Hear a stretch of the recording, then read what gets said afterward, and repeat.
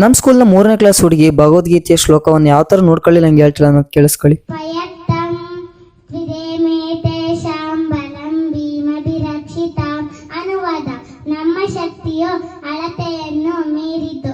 ತಾತ ಭೀಷ್ಮರಿಂದ ನಮಗೆ ಪರಿಪೂರ್ಣ ರಕ್ಷಣೆ ಇದೆ.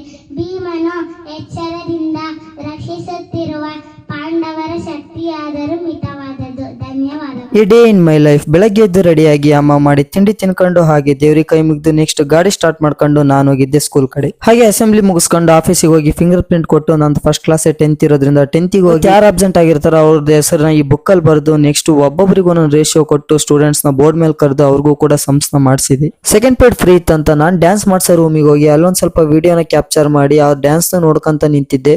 ನೀವು ಒಂದ್ ಸ್ವಲ್ಪ ಸಾಂಗ್ ನ ಕೇಳಿ.